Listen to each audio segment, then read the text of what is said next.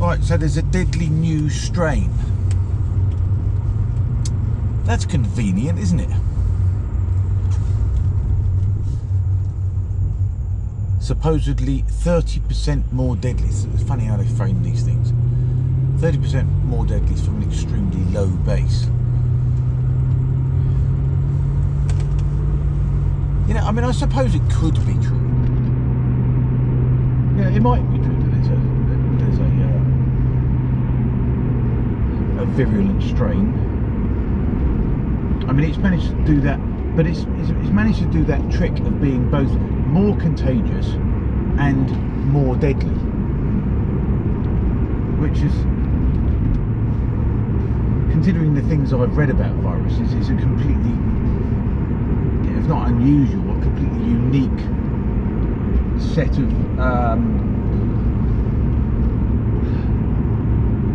qualities for a virus. You know, like I say, I mean, I suppose it could be true. It could be.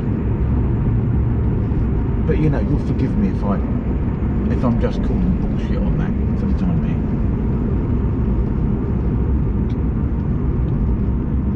But this is just classic. This is a classic play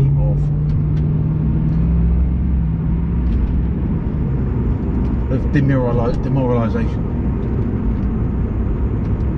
You know, you get people used to the lockdown, and then when they start talking about, oh, how are we going to come out of this lockdown? You know, what's happening? You know, because they've already said that the vaccine's not going to make any difference to the lockdown.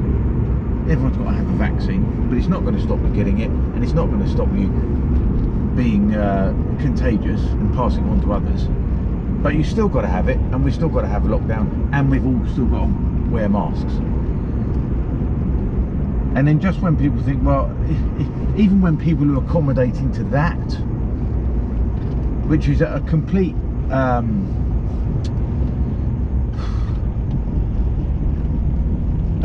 betrayal of the implicit promise of the vaccine. Can you have an implicit promise? No. That's what we have had. That's what it's been in the public's mind. Get the vaccine, and then this all goes away. It's all over. But once again,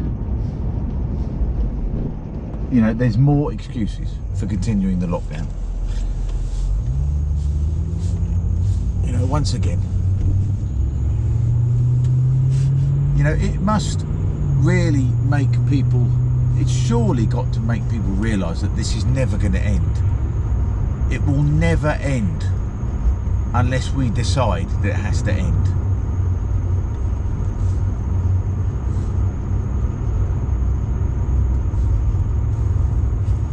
And I was talking to a friend of mine the other day, and he was completely sanguine about the idea of wearing masks forever, just like they do in the Far East, he said. Well, I don't live in the Far East, and I don't want to live in the Far East.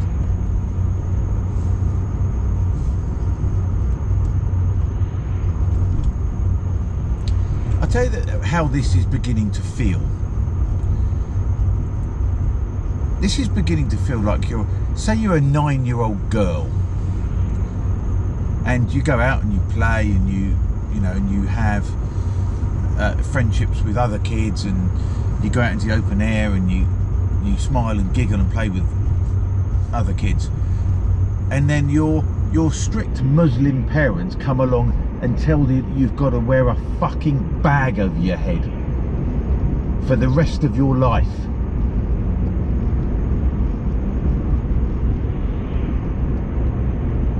That's how it's beginning to feel.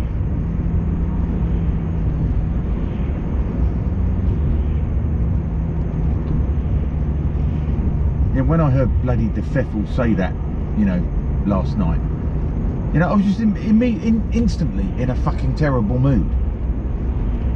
You know, had a row with Mrs. X, you know, so De Pfeffel Johnson is actually, and in a very real sense, getting right under my skin in my private life.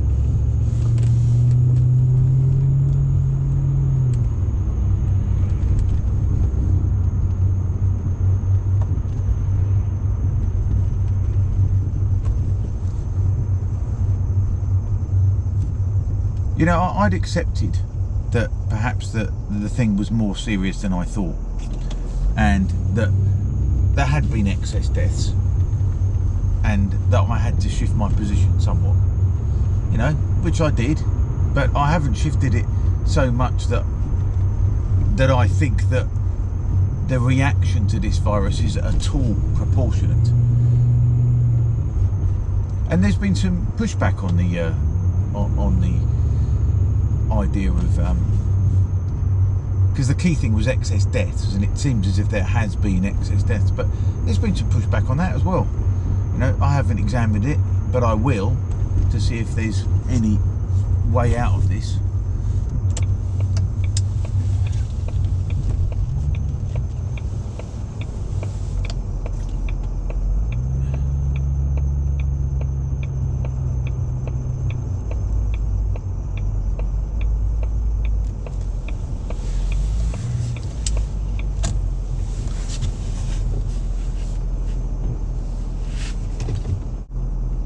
Just been to my local butcher's. It's closing down, which is, you know, kind of, it's pretty sad, really.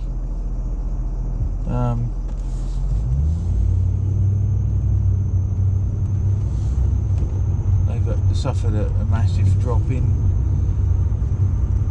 custom.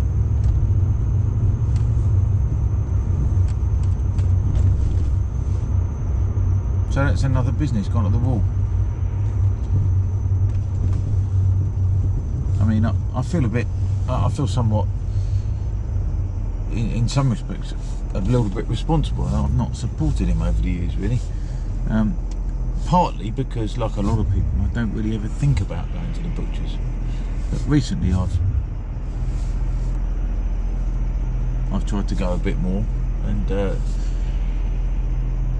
you know, since all this COVID nonsense, I've made a particular effort to go.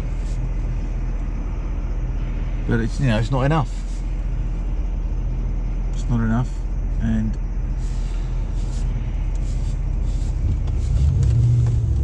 that's another dead business. So what's he going to do now? You know, they've shut down all the food, the meat counters in the supermarkets.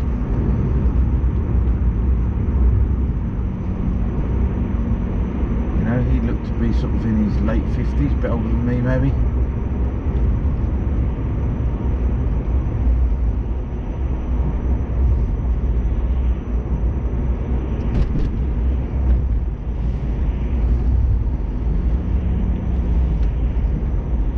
And that's just that, you know, that's a real obvious human cost to this insanity.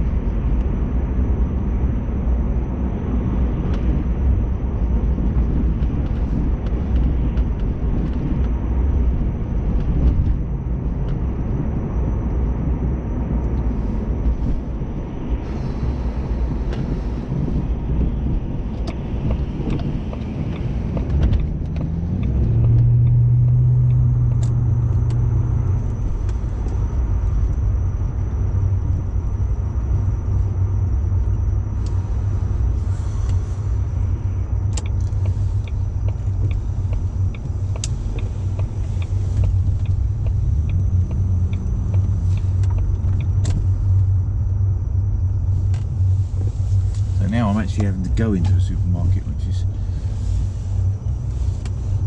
I've not been into this one for a while. It's an Aldi.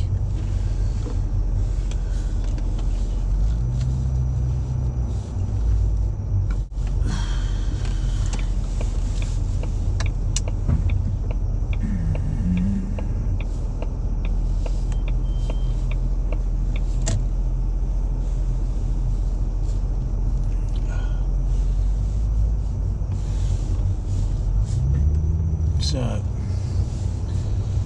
you have to wish me luck. Let's see how this is going to work.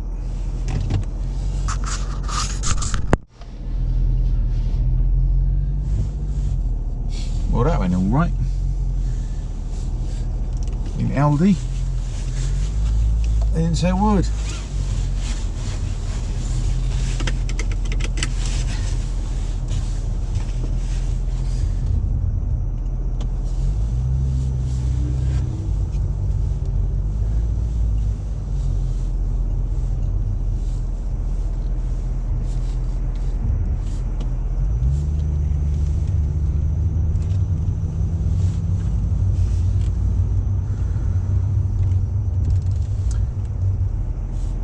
Kind of wish more people would take a stand though. There was one other bloke in there about my age, wasn't wearing a mask. You know, he could have been medically exempt, but you know, I have no idea whether he was or not. But he wasn't wearing one, so it's funny because I was trying to catch his eye to see whether or not he would acknowledge me.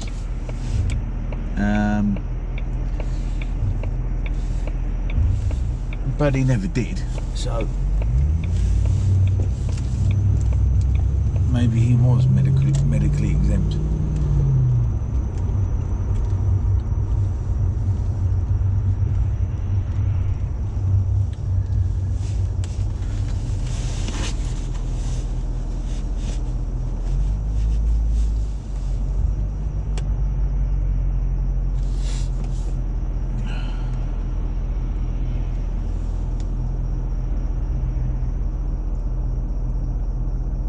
Because it's a lot easier to take a stand than I thought it would be.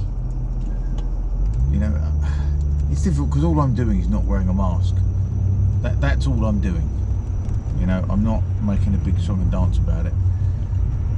But, you know, I always feel slightly apprehensive when going to a new shop. I mean, I hardly ever go to Aldi, but not because I'm too posh, but just because I never really think about it. I go to my local co-op. But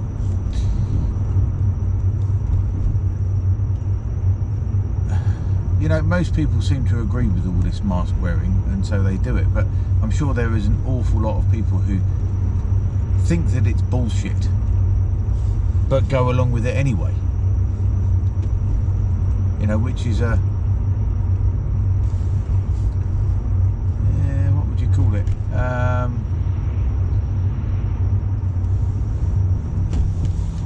It's just, you know, I could call it cowardice, you know. But it's probably not even that. It's probably,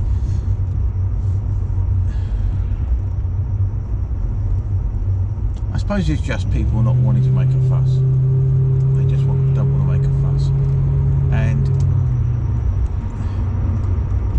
you know, they feel that if they try and take a stand, it will make they'll end up being a big hullabaloo, you know, and shouting matches in the supermarket and stuff. But you know, my experience is that doesn't happen.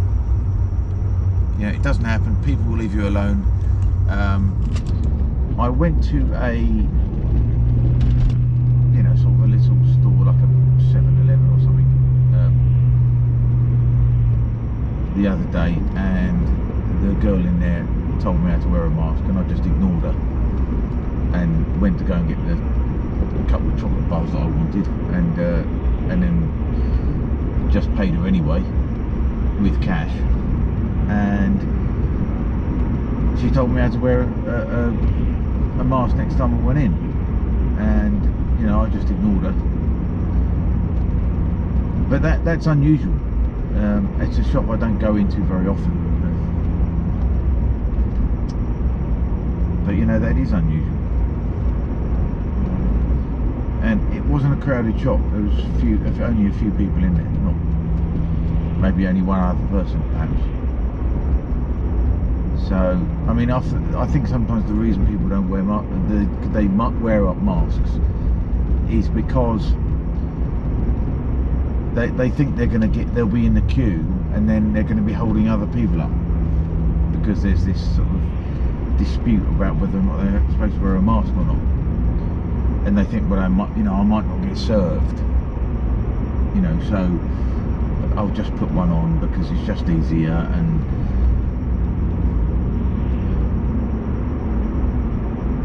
But you know, this is just what happens, is that people just give in too easily for things. They give in, and then they wonder why there's another restriction that comes on straight after that. You know, and you know, my fear, of course, is that this acquiescence to wearing bloody masks in shops, it'll be, you know, then they'll extend it and say, oh no, I think it'll be safer if everyone wore masks outside in public spaces. You know, and you know, the longer people comply with wearing a mask in a shop, the more likely it is that they're going to extend it to public spaces, no matter how ridiculous that is, because that really is ridiculous. It just makes that more likely. You know, that's the government just thinking, well, you push them that far, we can push them a little further.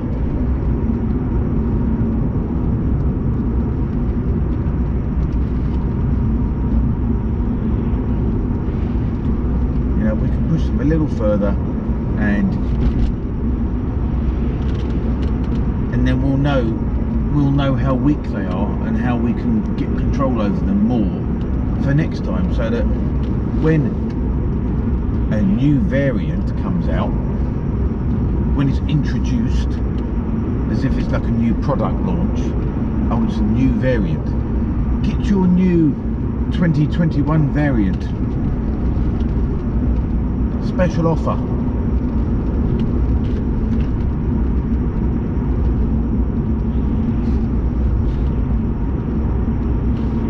When they get their new variant, and they can say, oh, we've got to do this now.